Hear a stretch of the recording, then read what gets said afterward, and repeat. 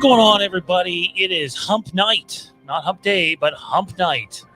And we're here to talk about the Obi-Wan Kenobi teaser. Yes, if you've been watching us for a very long time, dating back to the first year of Star Wars Wastelands, we had someone come on the channel who shared a report with us that there was an Obi-Wan Kenobi movie in development, and that Ewan McGregor was also trying to direct it at that time. The movie never came to be. It went through different incarnations. And Ewan got his way because he is an executive producer on it. He's not necessarily a director. That goes to good Canadian girl, Deborah Chow. But hey, man, it's first of all, how's it going? And we finally got official images and video of something we've been talking about for 7 fucking years. Yeah, I'm excited to finally see it. You know, for a long time, this one was our white whale. You know, as far as, you know, us as a crew going back to the Wasteland days, this was the project. You know, like you said, it was the first project that we ever had any sort of, you know, scoop or knowledge of, you know, that we were able to report fairly early in the process. Well, obviously, nobody remembers that now because, you know, we didn't have the reach that we had even now back then. So nobody, you know, it for us, it's a huge moment because it's one of those times where you can look back and be like, yeah, we were right. We got this. We're good. I mean, it's a TV series now, not movie like we originally reported, but you know, it's exciting to finally see this as something we've been talking about forever. You know, as long as we've had a podcast or a place to talk, you know, about our fandoms and stuff like that, this has been the project we've been waiting on the longest. So I'm excited to finally get this little brief glimpse into the world of Kenobi. I'm pretty fucking stoked, if I'm being honest. I mean, for obvious reasons.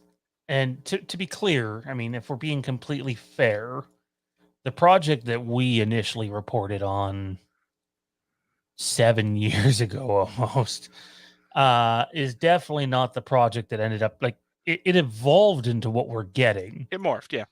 But to be clear, to our knowledge, the project that was originally in development was basically Obi-Wan Kenobi and the Sand People and a Jedi survivor who had gone with the Tusken Raiders, and it was basically all Tatooine based, and while you get a lot of that in the trailer, that's definitely not the show. And if you haven't been following the fellas over at Making Star Wars, they have a show basically every day at 2 p.m. Eastern. And if you ever doubted their sources over the last couple of months, after seeing this trailer and the images, you probably don't now. So I definitely want to tip my hat to those guys. And they do great work over there. So, I see we already got a super chat in. Okay, so I guess I should have prefaced this off the beginning. We're going to watch the trailer. So we will definitely get to that and give our thoughts on it. So we appreciate the super chat jumping the line to what probably would have been a topic we talked to in the middle and to something we'll cover early. Yeah. So how about this? Why don't we as a collective group sit down and watch the trailer? Wait, do I have to, like, because isn't that how all reactions go? Yeah, I mean, you gotta gasp. Some are legit, and the only reason I didn't record a reaction is I was on here today telling everybody, like, hey, the Entertainment Weekly images dropped, so don't expect the trailer today. Because that's typically not how it works. And 30 seconds after that stream ended, the trailer dropped. So, I mean, you know me, I sleep ridiculously weird. So by the time I actually woke up today, everything had already dropped. And I'm going through the chats and I'm seeing the messages in the group chat, and I see the one you post, well, this aged well, and it's, you know, your exact quote of that. And I'm like, oh, I guess we got the trailer. Yeah, that was not one of my more minor moments, but if there's any Halloween fans here, which I doubt there is at the moment, but well, I mean, we got some of our usual, so there's definitely some Halloween. We did release a Halloween Ends update video today. It is the first of 5, And there's some pretty cool tidbits in there, and you'll be getting a lot more in the next week or two. So be on the lookout for that. But without further ado, let's get back to the topic at hand, and that is the Obi-Wan Kenobi teaser is finally here. Let's give it a watch. If the stream gets taken down, we will be back. This happens sometimes. So.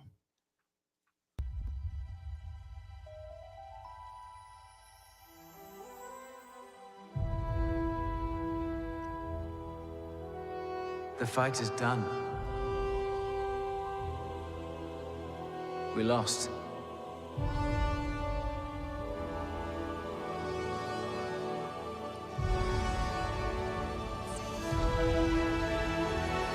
Stay hidden.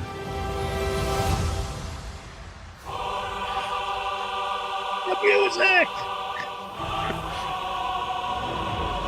Come on, I know you don't like the prequels, or at least the first two prequels, but just using Jedi. chef's kiss. This patience.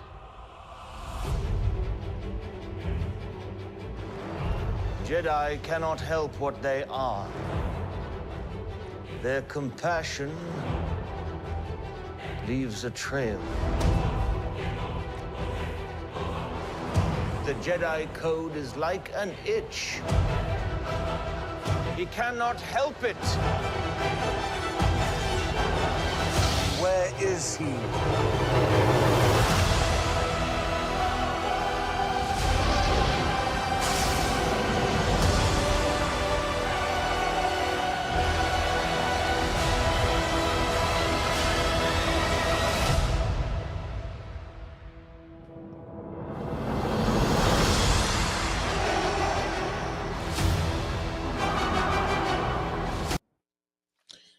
So, I gotta say, it took me a couple of watches to realize that was Obi-Wan on the rooftop with the gun.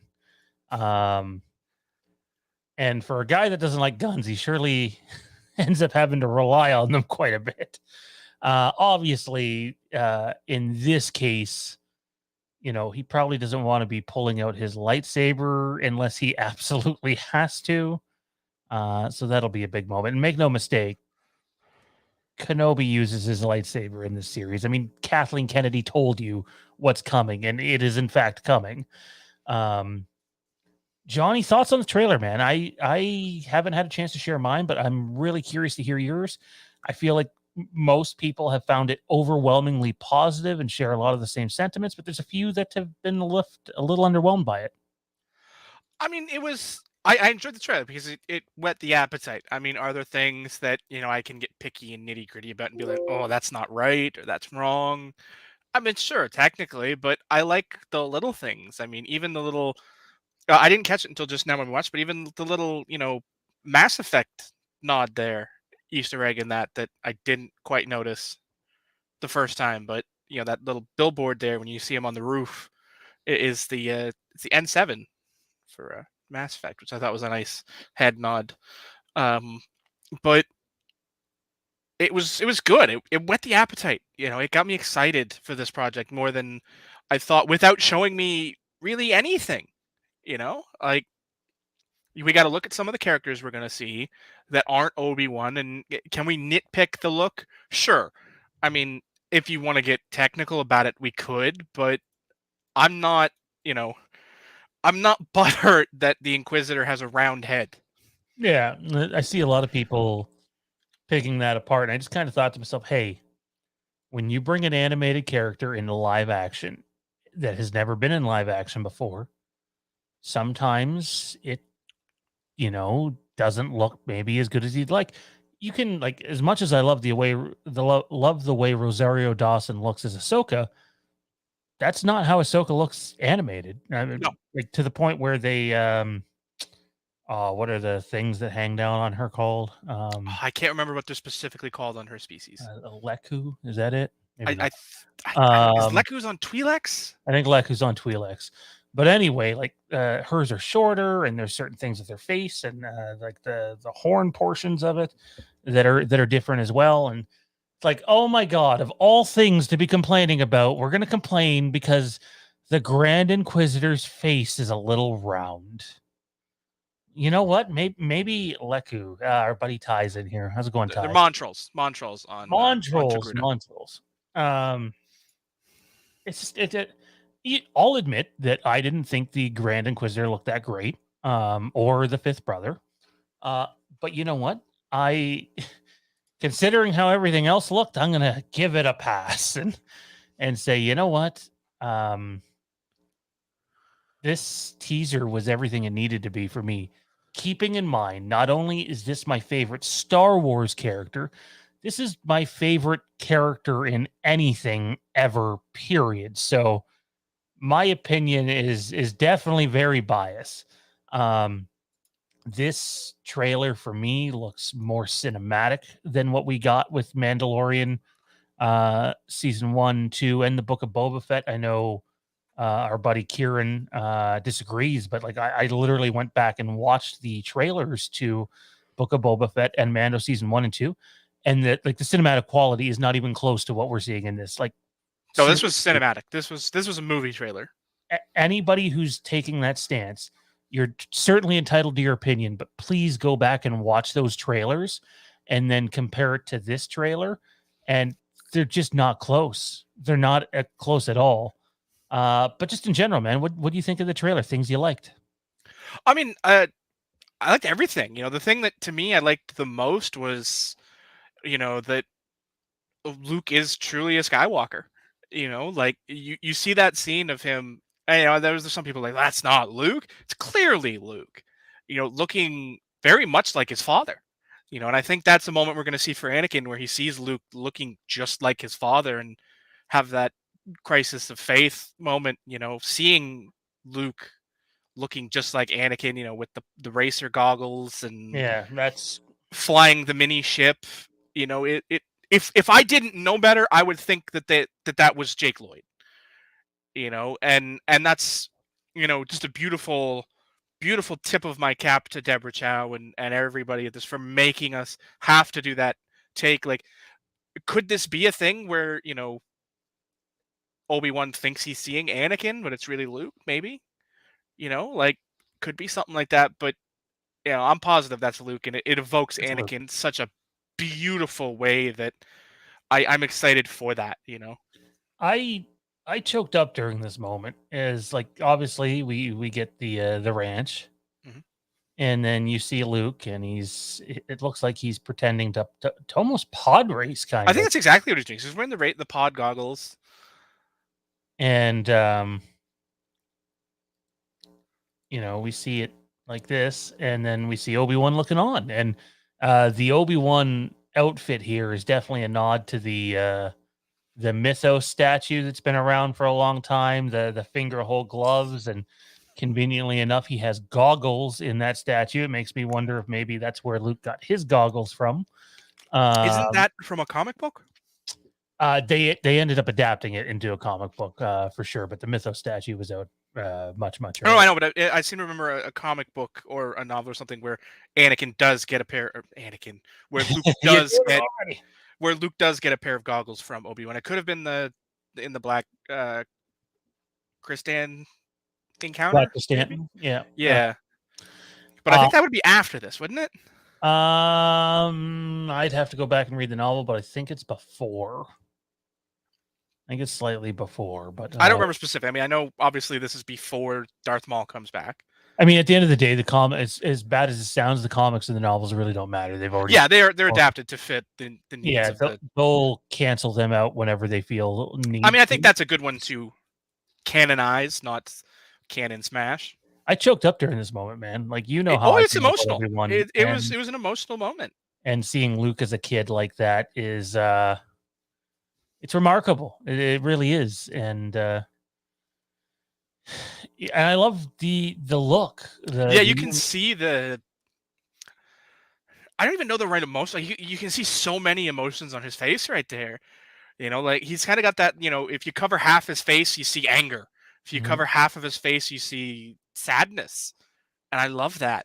They did a really good job of aging him. Like he's still quite a ways away from Alec Guinness, but I'm telling you that he's far more weathered than Ewan McGregor does not look this old in real life. No, he really doesn't. That guy ages like fine wine. But I just love the trailer. I forget where I said it earlier, but this shot here reminded me of it's not clearly, but just the fact that this base is in the water, and then we see an indoor shot of it. Is that a converted clone dropship?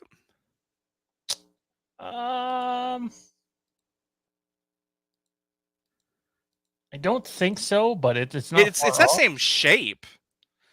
It looks like something between the shuttle, the Emperor's shuttle and the dropship. It reminded me of Manon from Knights of the Old Republic. The planetary look, yeah, for sure. And then there was another. This shot here, like this shot is amazing. It's clearly they're underwater at this point. And I love the look. The look is so sleek and nice, and you know what? It kind of feels like The Force Awakens here, just with the design and the layout. Yeah, it's a nice layout. It's a nice look. It's got that darkness that you like to see from Imperial stuff, and it just looked really nice. This just in. Joel Edgerton is getting paid considerably more than he did for his 2 appearances in the prequels. He was a nobody then. He's definitely not a nobody now. But you know what? I've heard a few things on Owen's role in the show, and honestly, I honestly can't wait to see it. And I think audiences are gonna feel. I think most people just view Owen as like a crotchety old dick towards Luke, but like there's so many more layers to it, and this show is going to help provide that too. And I think you're going to even sympathize with Owen and understand where he's coming from more, if what's been out there is true. Johnny mentioned this here was a nod to Mass Effect, correct? So that's the Orbesh N and the 7 in the same like slanting and direction. We see Kenobi off planet here. So anybody that was worried or doubting that he wasn't leaving Tatooine, he leaves Tatooine. This planet though, right here, like it reminds me of Undercity or lower city levels of Coruscant. But it honestly reminds me more of Nar Shaddaa than Coruscant, to be honest. It's probably neither. But in this particular image, it definitely evokes Nar Shaddaa. I mean, it's not a planet we've ever really explored very much if you're not a video game person. I mean, to this point, I think the most we've explored Nar Shaddaa would probably be the Old Republic, I guess, which obviously would be thousands of years ago, but it definitely has that look of Nar Shaddaa about it, and I like that. I mean, but I think you're right. It's probably going to be somewhere completely random. I mean, quite frankly, I wouldn't be shocked to find out that's a Canto Bite. Oh God, I hope not. I mean, I hope not either. But that's the Nar Shaddaa of the current canon, right?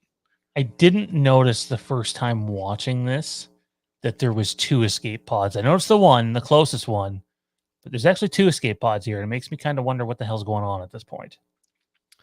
Yeah, who knows? I mean, contextually, we just have 2 escape pods. We don't, nothing more than that. Before we do this, not every television series needs a hallway sequence. Okay. You're getting a couple in this show. I mean, Daredevil made them amazing and popular, but you don't need to keep doing them. There's been one in every Marvel series since then, and now we're getting. I mean, I think even Mandalorian has had a couple at this point. Well, yeah, I mean, for them, it's the stagecraft, right? It's the easiest way to shoot them, and until they can find a way to build, it just doesn't need to be a hallway or an alley every time. There are other places to fight. I think they're trying to tease that. Oh, could this be young Han Solo here with the gun in his hand? Well, no, that's not his blaster. It looks like a DL-44 to me. No, it's too big. But anyways, I'm 90% sure that's Kenobi, because we see Kenobi right here on the rooftop. You know what? Here's plot twist. That's Cassian. There has been a rumor out there lately that Obi-Wan could be a reoccurring character in Andor, but as far as I've heard, that's completely false, and that's just someone spreading. I think you're more likely to see Cassian in Obi-Wan than you are to see Obi-Wan in Cassian. Yeah, that's an interesting take. Which is why I said that I think that might be Cassian, because it's like, to me, that scene looks like, it feels like a bait and switch thing. Like, you're seeing the blaster and you're seeing the Imperial there, and you're supposed to be like, they're about to fight. But what if they're not? What if this is an exchange of information? You know, what if she's a double? I know there's people that are already like, well, why didn't they show Vader? And it's like, because they didn't need to. It's a teaser. You got the exact amount of Vader. You get Vader in the trailer. Breathing. You got the breathing at the end. That's all you needed. You get Vader in the trailer, and that doubled up in a weird way. But yeah, you're not going to see Darth Vader until the trailer, I think. There's and it'll probably just be of them in the series. Again, if you want more information on this, head on over to Making Star Wars. They had a video a couple weeks ago on it, but like, Vader is a significant part of this series, not just someone who's going to pop up at the very end. So be on the lookout for that. Anything else you want to touch on the trailer, or do you want to go through some of these images before we go? Oh, sorry, there's another super chat in here. Let me find. I think we actually covered that one when we were talking about him, right? Wasn't that the sequence with him in the hood? There's a shot in the trailer with Kenobi in his hood, maybe a bar, maybe it could be a disguise when he runs into Leia. I don't think that. Why would Leia be in a bar at that age? I mean, we've seen Luke, and clearly he's, you know. I'm not going to elaborate any further on that because I know it's just the location of it. Like the bar does not make sense for a Leia encounter. I don't know how much you want me to say here. I wish. Okay, not a bar like that. I wish I would have read the super chat before reading it out loud. I mean, okay, I'm going to say spoiler alert here. I'm not going to get too deep into it. In 3, 2, 1. She's exactly right. That's exactly where this is going. But there's so much context, thankfully, that she did not provide to that. And let's not provide that in the chat, please. Not everybody wants to be spoiled. I should have stated at the very beginning if we were going to get into spoilers or not. That is completely on me. So my apologies, but you're definitely barking up the exact right tree. But again, there's way more context to that I think people just need to watch the show. You have Luke, you're going to have Leia. Oh, for sure. And I mean, I'll tell you this right now. Leia is more prominent in the show than Luke. So makes sense. I mean, that was always the presumptive theory that Leia was tied into the He's got to have a damn good reason to leave. We've been talking about that for years. If you're going to have him go off planet, it better be a damn good reason.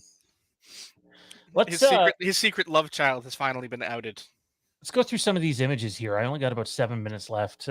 Short stream tonight, guys. Apologies, but some streams better than no stream. I talked about this picture earlier, and sorry, I'm getting like a buzzing noise. First of all, well, his attire is definitely similar to what we see in Revenge of the Sith. They aren't Jedi robes, and it's not a Jedi cloak. It's more of like just a normal civilian thing and more raggedy. It's a hobo cloak. Yeah, it very much so, right? And yet still reminiscent to Obi-Wan. But this picture here, for me anyways, harkens back to Alec Guinness in A New Hope when he is on the in the Death Star and he's getting the tractor beam down. The way he's sort of like holding on to it and peeking around the corner at the stormtroopers. And I don't know if it was intentional, but it certainly feels like it in that pose. Any thoughts on this one, man? Oh, yeah. I mean, I think this is a photo staged to evoke that moment, whether it's whether it's a a posed photo strictly for that purpose, or a still shot of a scene. I don't know. We'll have to wait and see, but it's definitely meant to evoke the Alec Guinness of it all. And then we had this one here, which I believe this is it's hard to tell because the background is blurry, but I think this is the N7 planet that we see in the trailer. And it's just Kenobi with his hood up. It kind of reminds you of Revenge of the Sith days, but way more raggedy, and he's definitely down on himself.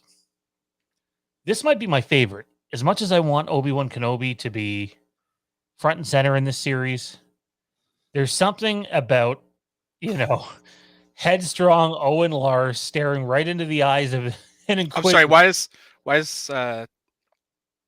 is Kurt Russell playing Owen Lars? I do like that he looks a little more like Owen Lars in this than he did in the prequels, but obviously Joel Edgerton was way younger then. I just, You want to talk about somebody who's aged appropriately in the years since.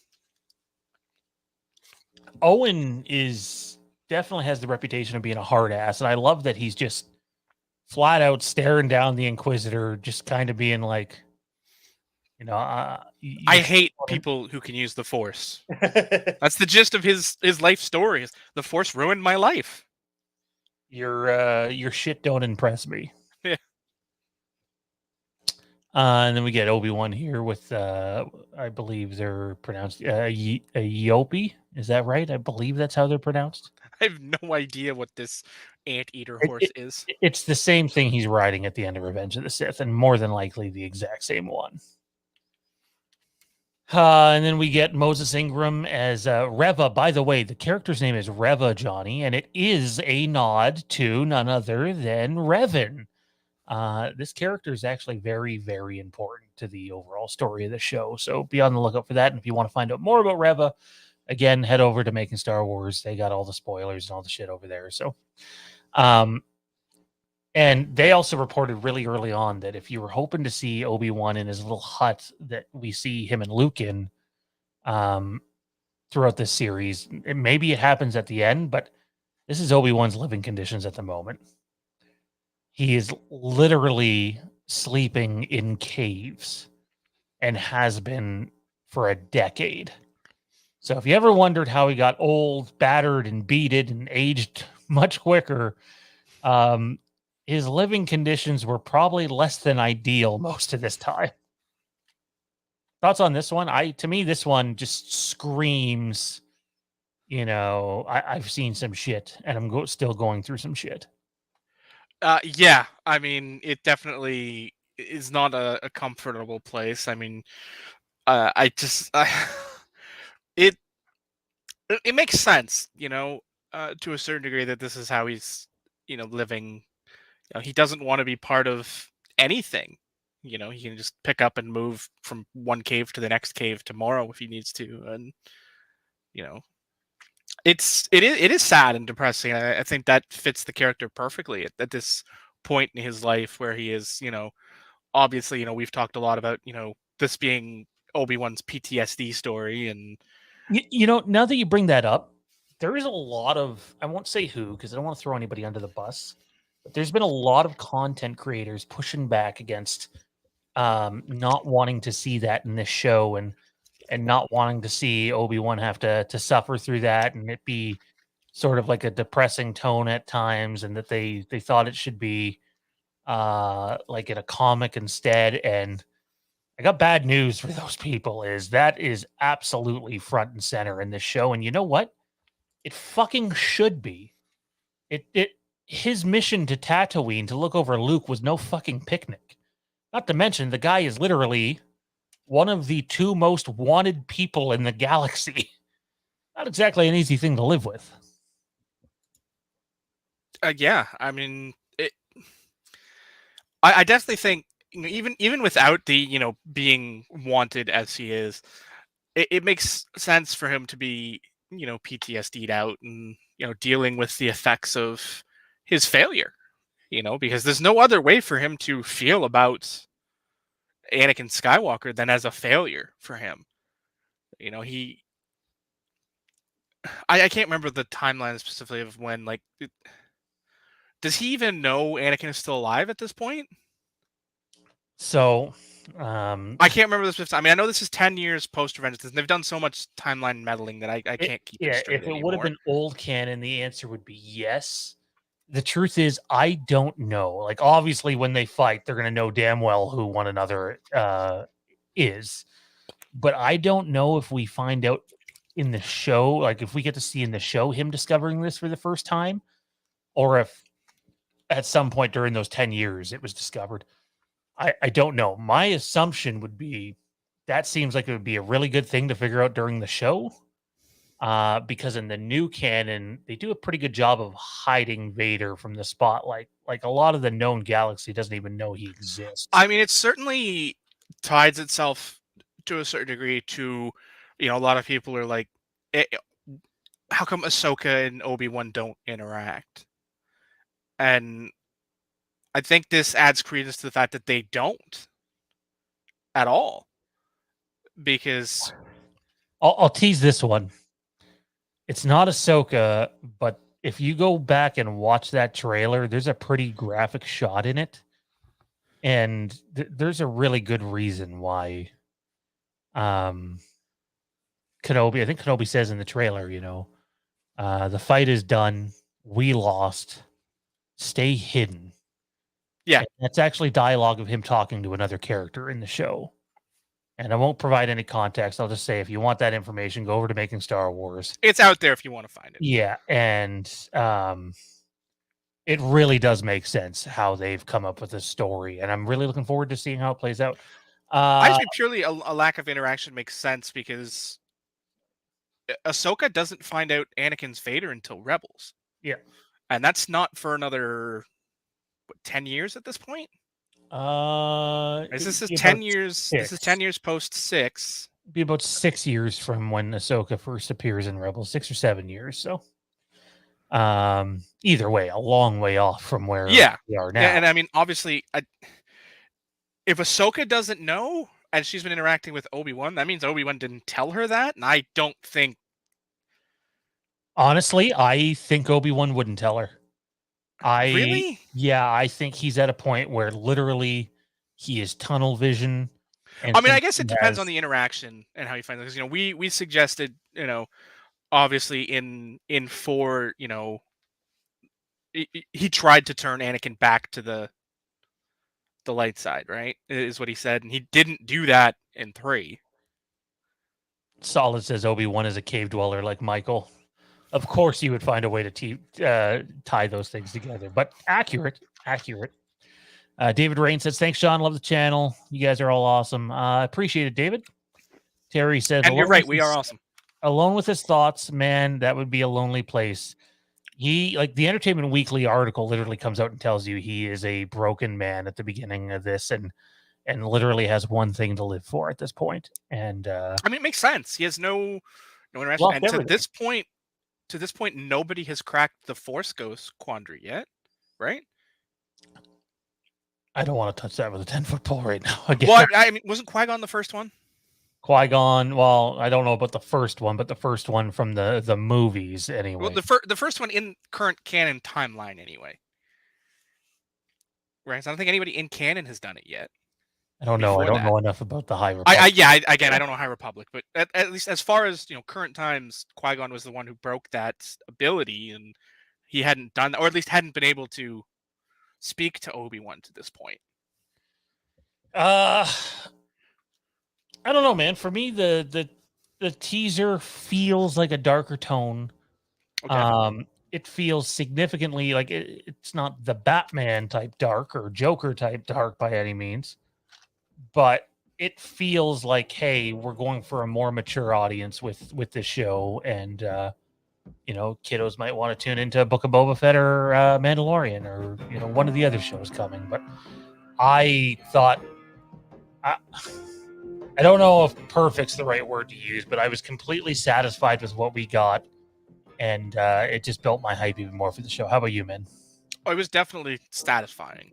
It didn't give you very much, which is always the big fear with teasers and trailers, that they're going to give away the plot, and they gave away nothing, other than showing us a few characters that are going to be important, and the Inquisitor and Obi-Wan, they gave us nothing on a story perspective. They gave us Luke to whet our nostalgia appetite, and I think for a teaser trailer, it was perfect. Ty Nelson wants to know if at 108 is that blue trooper armor. I think I know what you're talking about, and I do believe so. 1 second, let me see if I can pull it up here before we scram.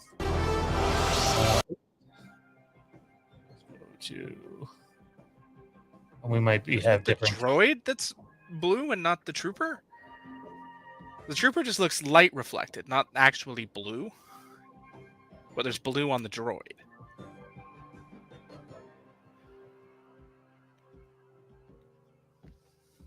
It looks like there's overhead some blue light is what it looks like. Is reflecting on the stormtrooper's head at 108. Yeah, I think that's what we're seeing. But if you're wondering if there's flashbacks and clone troopers in this, there is. I'd say safe bet. that one's been out for a while, so don't feel bad about giving that one away. Anyways, ladies and gentlemen, apologies for the short stream. We'll definitely be talking about this more on Tuesday. Be on the lookout for another Halloween pre-produced video tomorrow night. There will be a Halloween video on Patreon. Same with Sunday night. Lots going on at the channel, and just stay tuned. We got a lot coming. Thanks for doing this, Johnny. Oh, it's definitely been a pleasure. I've enjoyed it a great deal. Kenobi's back, everybody. A couple more months. Good night.